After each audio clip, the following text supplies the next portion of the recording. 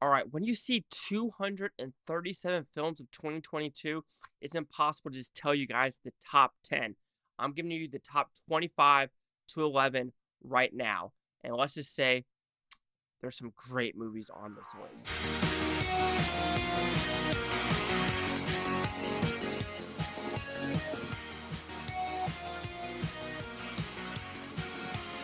All right, Chase Lee Hockey with the Blue Futon. And this is my happy video because this is where I got to talk about some movies I absolutely enjoy.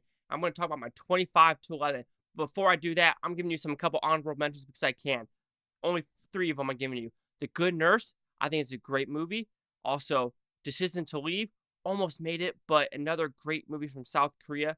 And number three of my honorable mentions is Lost Bullet 2.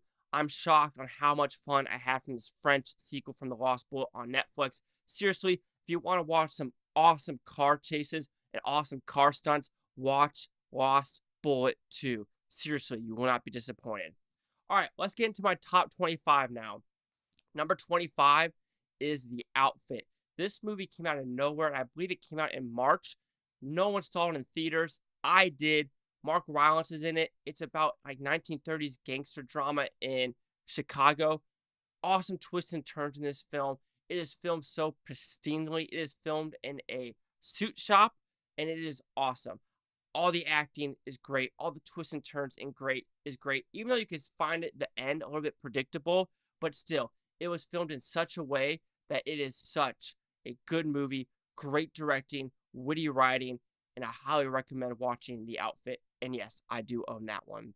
Number 24 on the list. It's one of the weird ones where it came out in 2021 at the Venice Film Festival, but it technically came out in Spain in 2022 in February. That's Official Competition with Antonio Banderas. This movie is freaking hysterical. It takes on the Oscar culture. It takes on the acting culture. And this does it in such a way where it's smart, and even non-actors, like a lot of people in the real world, will think this shit is funny. And oh my god, Official Competition was something happens at the end with a fight sequence. I laughed, and you probably shouldn't have laughed, but holy cow, it was hysterical. And there's a lesbian scene in this movie too. It's pretty funny as well. But my god, Official Competition, wasn't expecting to like this movie as much as I did. But seriously, if you can find it, I think it's on Vudu for like $3.99. It is that good. Number 23 is another movie where I didn't think I was going to see it. But when I was in Orlando, Florida, it was at the movie theater at Disney Springs. The Inspection. A24's The Inspection with Jeremy Pope. Oh my god.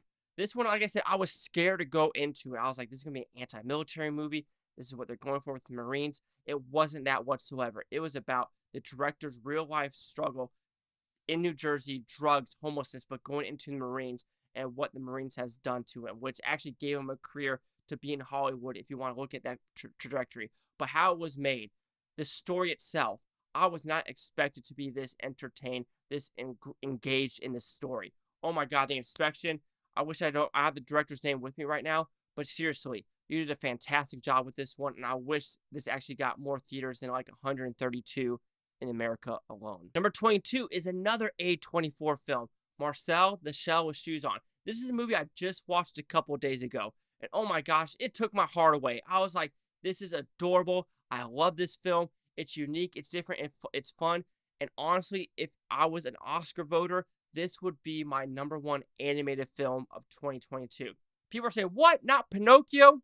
I'm sorry. Pinocchio to me was a little bit mid. The songs just didn't hit it for me. But let's talk about Marcel. Like I said, one issue with Marcel is how are pencils and crayons alive? I kind of need to know this now. But I was okay with the shells, but now we're going into this weird territory. But anyway, Marcel, huge heart. I loved this film. All right, 21 is my first documentary on this list. It might be more. But anyway, Mickey, the Story of a Mouse. This is on Disney Plus, and I wasn't expecting to like this movie as much as I did.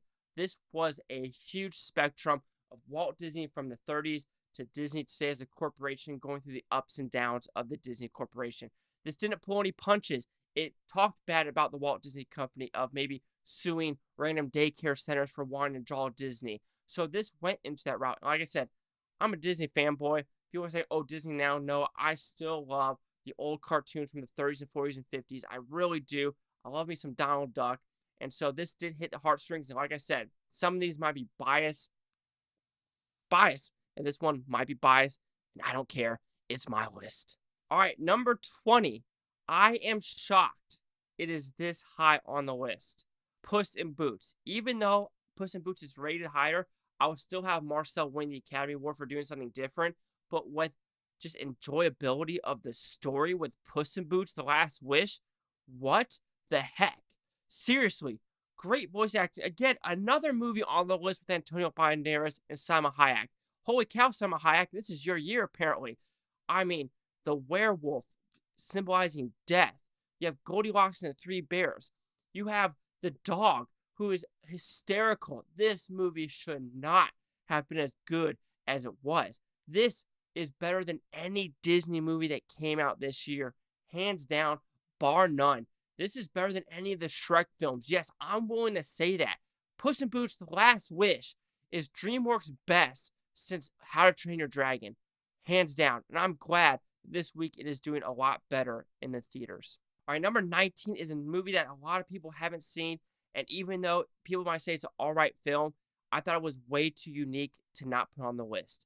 The Cursed. It is a werewolf movie with Holtman, and he's on another movie in this list if you pay attention. But he is a werewolf movie based, I want to say, in the 1800s or 1900s. It was fantastic. It was gritty. It was unique. It was so different. I'm so glad movies like this can get made and can get put into theaters. I do own this one on DVD. I'm pretty sure every single one of these movies that you're going to, on my top 25, are going to be owned. And yes, I do own it. And seriously, if you want to watch a very, very unique werewolf movie, watch The Cursed. All right, number 18 on this list is The Banshees of Inisherin, another one that came out of nowhere for me. Yes, I can see how some people might call this mid, but okay, it's just a story about people talking. But the more I thought about this, and I did watch this movie twice, the more I enjoy it, the more I appreciate what the movie is trying to go for with people's actions, selfishness, changing people. Is it okay just to be good in this world? Do you want to produce something for this world to continue on for ages? Or is it okay to just be that happy-go-lucky guy that's in a random, village in 1923 in Ireland? Because they talk about the IRA with this one. But yeah, The Banshees of Inisherin, it looks gorgeous. Great songs, great writing, cinematography, fantastic. Colin Farrell does a great job. And like I said, Banshees of Inisherin, I think is one of the movies that does get better throughout the ages. All right, number 17 for me. A lot of people didn't like this movie and they put it on the bottom. But Father Stu with Mark Wahlberg hit me at the right time of my life. And I think it's a movie about redemption and struggle and realness. And that's what I like about this, is about how this Father Stu character who has this disease and refuses to give up. I'm a sucker for these movies that just refuse to give up. Like, oh, but it's religious. Yeah, it's a religious story. It's a true story about his life of, trying to be good, trying to have redemption with him, and then trying to battle the church because it's like, oh, if you can't do this, how can you save people? But then that's completely opposite of what Jesus was doing back in the day of like, Jesus never went to the rich people. And that's the weird thing about religion and churches nowadays about, Jesus would never go to the rich people that can do it. And it's the same thing with religion now. All these people in the big churches, why don't pastors, why don't priests go to the homeless people and try to help them on the streets? And I feel like this stabbed the church at that level, and it needed to be stabbed at, because why aren't we helping the people that actually need it and just going to the people that are willing to give millions of dollars? And I think this movie does it. And I think Father Stu is a great, great movie. Number 16 on the list is called The Roundup with Don Lee. Yes, I just watched this movie 2 nights ago, but my goodness, the acting, the writing, the cinematography, the punches, it pulls no punches. This is a fantastic movie. It is so much fun, and this is one of the movies that might be one of the most guilty pleasures on this list. It might not even be a guilty pleasure because it's that fun, that unique, and it's just, it pulls no punches. That's all I'm going to say, is when you feel Don Lee punch someone, the camera makes you feel it, and very few movies does that. So if you could find The Roundup, if you want to watch a fantastic action movie, that might be one of the best action movies of the year, at least out of South Korea, hands down, find The Roundup. Number 15, Netflix. Adam Sandler, Hustle. Guilty I love basketball, and Hustle does the basketball story right. LeBron James produced it. Yeah, LeBron James movie made it in a top 25, but he made it in the bottom last year with Space Jam. So, sure, I'll give LeBron James a break here, even though I can't stand the man. But The Hustle, it's a great movie, great basketball movie. Even my mom watched it and is like, yo, you need to watch The Hustle. If my mom is entertained by Adam Sandler movie, which she's not a big Adam Sandler fan, like she loves Happy Gilmore, though. That's like her best movie of his. But if she's recommending it, and I say, oh, it's got to be good. And yes, The Hustle is that good. Number 14 is a movie out of Sundance, Hatching. This is a movie from Sweden. Holy cow, it's a doppelganger movie about a bird and an egg. That's all I want to say. Even if you haven't seen this movie, I know it came out, I think, in May from IFC Films. Watch this movie. It is bonkers. It is crazy. It is that good. This is, I think, the only, no, that's not a lie. A movie in my top 10 is from Sundance, but this is one of the better Sundance movies. It was a midnight one. Holy cow, Hatching. Didn't expect to like it this much. And the ending is nasty. It's twisty. And you're just like, whoa, that's fucked up. And it's a fucked up movie that I sure as shit enjoyed. Number 13 on this list, The Black Phone. This movie, now we're getting to territories where I've seen anything from this on more than once to make sure it deserves to be in these spots. And number 13 does. Black Phone. It is creepy. When you rewatch it, you understand like the oh shit moments of like, yes, I see that now. I see that now. And the director of Sinister and Doctor Strange, you could totally tell he brought some Sinister-esque stuff to it. And that fight sequence with The Rock and the sister, so freaking brutal. And when Ethan Hawke brings the dog down, it's just like, oh fuck moments in this movie where it still gets that oh fuck moments. It almost has the oh fuck moments of like when you rewatch The Sixth Sense and the mother is poisoning the daughter with the soup. Just thinking about that scene, I'm getting goosebumps right now. That scene will always get me in The Sixth Sense, but this has the same moment when Ethan Hawke brings down that dog. You're just like, oh shit, my heart is pounding, and that movie does it. And number 12 is a movie not a lot of people saw in theaters, and I'm unfortunate not a lot of people probably saw it on Vudu or, buying it on DVD. Vengeance. This is a fantastic movie. Whataburger, Texas Tech, UT, story about drugs, fentanyl, and the southern border crisis.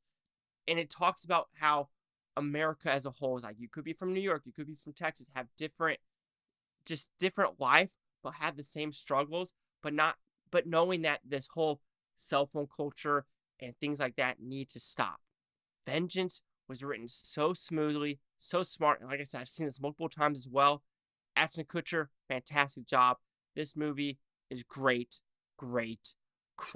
And number 11 on the list, I'm sorry, biased. I love gangster films, and Japan came out with a great one called Hell Dogs. I don't care what anyone says. That shotgun battle, so freaking good. There's different characters in this movie, so freaking good.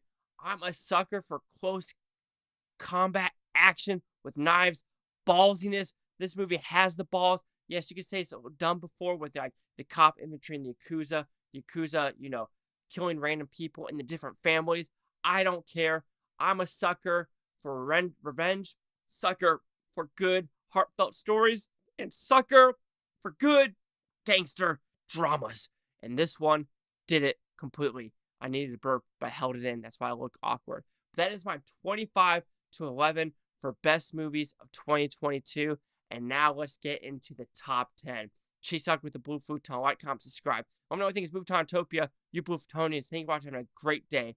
And I'm happy. I'm just a happy camper right now.